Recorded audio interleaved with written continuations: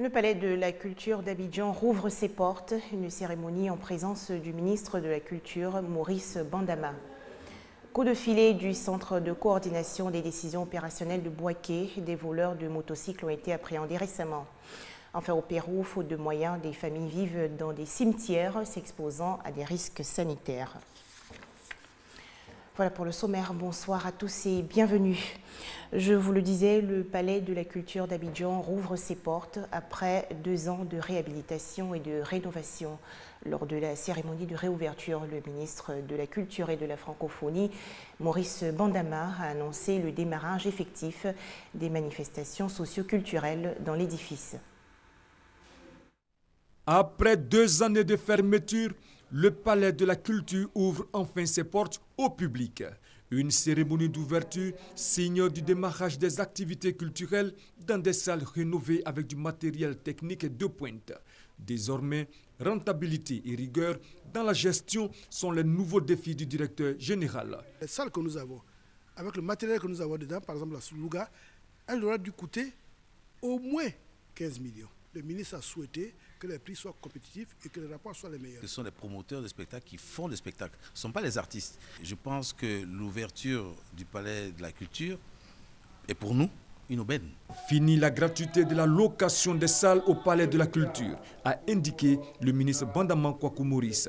Il a affirmé que toutes les dispositions sont prises pour l'entretien de ce temple de la culture. Nous avions à soumettre ce palais à privatisation, ce qui aurait renchéri les coûts de location et l'accès aux artistes les moins fortunés.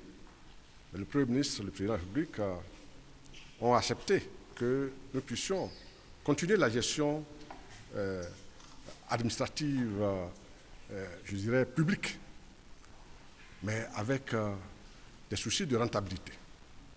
C'est-à-dire que nous mettons fin à la gratuité, nous mettons fin aux réductions. La réhabilitation du Palais de la Culture Bernard Dadier a coûté 24 milliards de francs CFA. La Chine a participé à hauteur de 15 milliards et la Côte d'Ivoire 9 milliards de francs CFA. Un reportage de Issa Yeo et Abou Sanogo.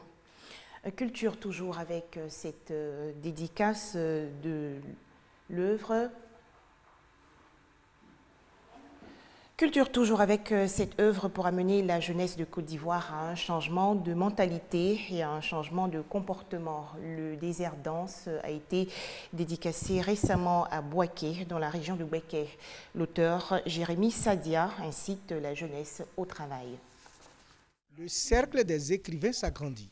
Le désert danse est le titre de l'œuvre de l'écrivain Sadia Jérémy, élève infirmier à l'Institut national de formation des agents de santé. Le désert danse dépeint les difficultés auxquelles sont confrontés les nouveaux bacheliers des villes de l'intérieur du pays lorsqu'ils sont amenés à continuer leurs études à Abidjan, la grande métropole. Cet ouvrage interpelle la jeunesse afin que la ville d'Abidjan ne se transforme en un endroit de perdition. La cérémonie de dédicace de cette œuvre a eu lieu au CHU de Bouaké. Autorités administratives et politiques, parents, amis et amoureux de la lecture sont venus y prendre part. Ceux qui vont œuvrer dans cette ville et pousser le développement de ce pays, ces personnes-là sont marginalisées, sont souvent contraintes à certaines situations qui ne leur permettent pas un bon cursus scolaire et universitaire. Je demande à mes futurs lecteurs, après avoir lu, de vraiment braver leurs réticences.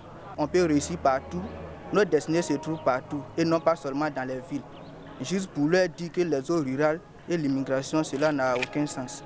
Denji Nguessan, innocent, écrivain, a profité de cette rencontre pour inviter le nouvel auteur à s'armer de courage et d'abnégation afin de réussir dans cette aventure. Le désert danse, une production de Sadia Jérémy, est un roman de 141 pages composé de 19 chapitres. Un reportage de Kwadio Kwame de RTI Bouaké. Restons à Bouaké, dans la région de Bouaké. L'université Alassane Ouattara a accueilli récemment la semaine du livre sur l'indicamétrie. L'événement veut promouvoir l'indicamétrie, cette découverte qui allie la science et la religion. Des ouvrages traitant de l'indicamétrie ont été présentés aux étudiants. L'indicamétrie, science qui étudie les indicateurs objectifs et subjectifs en vue d'en mesurer leur impact sur l'homme et son environnement, une discipline universitaire peu connue en Côte d'Ivoire. Pour promouvoir cette science qui valorise les savoirs et techniques endogènes pour contribuer au développement des sociétés, une semaine du livre sur l'indicamétrie a été initiée. Invité par l'Institut multipolaire d'études, de recherche et de formation en indicamétrie, le professeur André Déazon a présenté son dernier livre intitulé « L'indicamétrie et sa méthode, de l'obligation de thèse à l'obligation de vérité ». L'indicamètre a exhorté les intellectuels à s'intéresser à cette discipline afin de mieux solutionner les problèmes de développement. L'indicamétrie apporte à la science ce qui lui a manqué jusqu'à présent, le modèle scientifique de référence. De la même manière qu'avec l'informatique, le langage binaire permet de résoudre les problèmes de l'informatique. Au niveau de l'indicamétrie, c'est un langage numérique de 6 chiffres qui permet de résoudre les problèmes de la vie. Les autorités universitaires et les étudiants ont souhaité un rabais sur les prix des livres de l'indicamétrie. Il a été également demandé à l'Institut multipolaire d'études, de recherche et de formation en indicamétrie de proposer des modules de formation plus accessibles. L'indicamétrie a plusieurs pôles de recherche, à savoir l'indicamédecine, l'indicamétrie bancaire et le développement capacitaire. Un reportage de Soro Corona et Gader Sogodogo. Deuxième titre de cette édition, 8 bandits ont été appréhendés par le Centre de coordination des décisions opérationnelles basé à Bouaké. Les suspects s'adonnaient au vol de motocycles dans la région. Beaucoup défilés opérés par le Centre de coordination des décisions opérationnelles CCDO de Bouaké. Les hommes du capitaine Assié Bilé, commandant du CCDO de Bouaké, ont mis le grappin sur ce redoutable gang de voleurs de motos. Au nombre d'une vingtaine, ces voleurs d'engins à 2 roues troublent le sommeil des propriétaires de motos dans les régions de Gbeke, du Bélier et du district de Yamoussoukro depuis le début du mois de juillet. En si peu de temps, 27 motos ont été volées dans ces localités. Selon les informations reçues, ces braqueurs procèdent par repérage ou braquage avec armes au poing. Le mode opératoire précise que certains membres du groupe se font passer pour des clients en conduisant les chauffeurs de taxi-moto dans des lieux où attendent d'autres membres du gang. Une fois l'acte accompli, les engins volés sont remis à un autre membre du gang, à Yamoussoukro, qui lui est chargé de les écouler dans d'autres localités du pays. Un réseau bien organisé que les bureaux d'enquête de Bouaké et d'Abidjan, appuyés par les moyens généraux du CCDO, traquent depuis une semaine. Le coordonnateur du CCDO, le colonel Youssouf Kouyaté, et ses hommes se disent déterminés à poursuivre leurs actions afin de mettre la main sur certains membres de ce gang en fuite. Ils demandent donc la collaboration des populations pour plus d'efficacité sur le terrain. Des précisions de Herman Niamien. Un tout autre sujet à présent. Plus jamais de sachets plastiques dans le district d'Abidjan. La commune de Cocody a accueilli récemment l'opération dénommée « Zéro déchet de sachets plastiques dans nos rues ». Il s'agit d'agir en faveur de l'environnement en nettoyant les rues d'Abidjan dans leurs moindres recoins. C'est une initiative de la Chambre de commerce et d'industrie libanaise de Côte d'Ivoire, appuyée par les entreprises de plasturgie et les structures de la salubrité urbaine. Bref, entretien entre collaborateurs, distribution de matériel de ramassage d'ordures et voilà la caravane dans les rues de Cocody. Après Agamé et Abobo, c'est ici qu'a lieu la 3e étape de l'opération Zéro déchet de sachets dans nos rues. L'initiative de la Chambre de commerce et d'industrie libanaise de Côte d'Ivoire consiste à sensibiliser les populations sur la nécessité de ne pas laisser traîner les sachets plastiques. Mais bien plus, elle est une opération porteuse d'emploi. L'opération a une double ou même triple utilité. La première chose, c'est sensibiliser les populations sur la valeur marchande du sachet plastique qui est par terre, qui est dans les rues. Donc il est tout à fait possible de ramasser ces sachets, de les collecter, de les revendre ensuite aux industriels. Avec les sachets plastiques, on peut fabriquer des bâches noires qui sont utilisées par exemple dans la construction, des sacs poubelles. On peut également fabriquer des objets comme des pavés ou des plots. Le plastique ramassé, recyclé et affecté à d'autres fins. Tout un processus qui réjouit également les travailleurs exerçant dans ce domaine. Le recyclage produit beaucoup d'emplois, comporte plusieurs étapes, lesquelles étapes d'ailleurs sont des sources génératrices de revenus. Après Cocody, cap sera mis sur la commune de Koumassi. Nous retrouvions Herman Niamien. Au chapitre religion, c'est la naissance en Côte d'Ivoire d'un conseil fédéral des Tidjani. Le COFETSI, qui a été présenté récemment à la presse, a exprimé sa volonté de renforcer la cohésion nationale.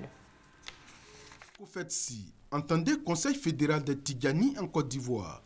Désormais, c'est cette instance qui parlera au nom de tous les adeptes de la Tidjania en Côte d'Ivoire, une branche spirituelle issue du soufisme et initiée par le cheikh Ahmad Tidjani du Maroc depuis le XVIIIe siècle. Le COFETSI regroupe toutes les confréries tidjanites présentes en Côte d'Ivoire et entend répandre les valeurs prônées par cette branche spirituelle. La tariqa Tidjania, en effet, enseigne la tolérance, l'amour et la paix, valeurs qui revient à nous. D'ici le cheikh Ahmad Tidjani, radiallahu anhu, de développer et promouvoir. Pour ce faire, nous avons compris la nécessité de nous unir au sein de cette fédération qu'est le COFETSI, qui est l'émanation des diverses écoles de la tariqa Tidjania en Côte d'Ivoire, afin qu'elles œuvrent en synergie et montrer à tous cette image intrinsèquement représentante de l'islam. La Tidjania repose sur 3 dimensions spirituelles: la demande du pardon à Allah, la prière sur le prophète Mohammed et l'attestation de foi. À ce jour, la Tidjania revendique plus de 450 millions d'adeptes à travers le monde. En Côte d'Ivoire, ces illustres figures sont les défunts Cheikh Yacouba Silla et l'écrivain Amadou Ampateba. Des nouvelles sportives à présent avec la 52e édition de la Coupe nationale. L'Africa Sport d'Abidjan s'est qualifié aujourd'hui pour la finale. Les Aiglons ont battu le Williamsville Athletic Club 5 tirs à 4. La rencontre s'est déroulée au stade Robert Champroux de Marcory. La Côte d'Ivoire primée aux Jeux mondiaux spéciaux olympiques 2015. Les Ivoiriens ont obtenu la médaille d'or au football en battant le Paraguay par 5 buts à 0. Les Jeux mondiaux spéciaux olympiques se déroulent aux États-Unis du 25 juillet au 2 août prochain. Proposition de nouvelle constitution au Burkina Faso, et cela moins de 3 mois avant la présidentielle d'octobre. Le Conseil national de transition a élaboré un projet de loi limitant à 2 le nombre de mandats présidentiels. Walter J. Palmer vient de faire l'objet d'une demande d'extradition de la part du Zimbabwe. Ce dentiste américain a abattu en juillet dernier le lion Cécile, icône du parc national Wanje.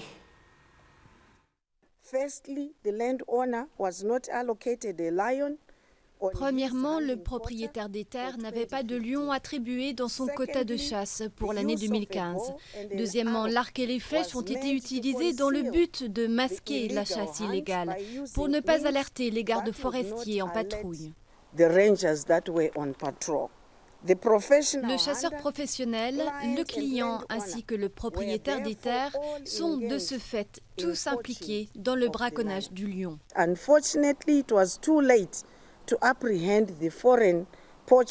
Malheureusement, il était trop tard pour arrêter le braconnier étranger qui était déjà retourné dans son pays d'origine.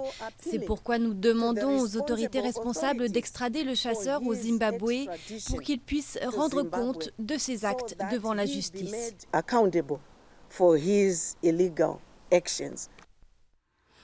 Plus de 2000 ressortissants nigérians en situation irrégulière ont été expulsés du Cameroun. Il s'agit d'une mesure sécuritaire visant à prévenir les risques d'attentats du groupe islamique Boko Haram. Fait insolite au Pérou, des familles disputent la place aux morts dans des cimetières de Lima, la capitale. Ces ménages, faute de moyens, y ont élu domicile depuis des années. Regardez. Plus de 20 000 âmes peuplent ce bidonville. Mais la plupart n'y vivent pas, elles y reposent. Dans ce cimetière illégal de la banlieue de Lima, quelques 2000 familles cohabitent avec les défunts. Elles se sont habituées à circuler au milieu des sépultures en sortant pour aller acheter du pain ou se rendre à l'école. Cité anarchique et pauvre, Santa Rosa ne leur semble pourtant pas sinistre.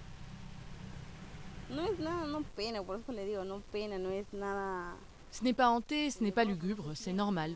C'est comme avoir des voisins, sauf que ceux-là sont morts, c'est la seule différence. La croissance urbaine a poussé les gens à occuper des terrains vagues aux alentours. Puis, peu à peu, au milieu des niches pour cercueils et des tombes, quelques demeures moins éternelles sont apparues.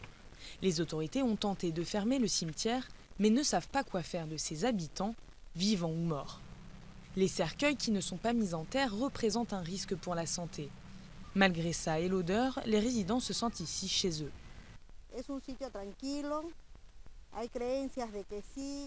C'est un endroit tranquille, il y a des gens qui croient que les morts nous posent problème, mais ce n'est pas vrai. Je remercie le propriétaire du cimetière, je le remercie parce que grâce à lui, j'ai un endroit où vivre. En principe, plus personne ne peut être enterré ici. Mais à Santa Rosa, les sépultures bon marché représentent un business qui arrange tout le monde. Les proches des défunts paient 10 fois moins cher ici que sur un autre terrain. Le cimetière continue donc à se peupler, en haut de sa colline ou sous terre. Très bonne soirée à tous sur RTI2.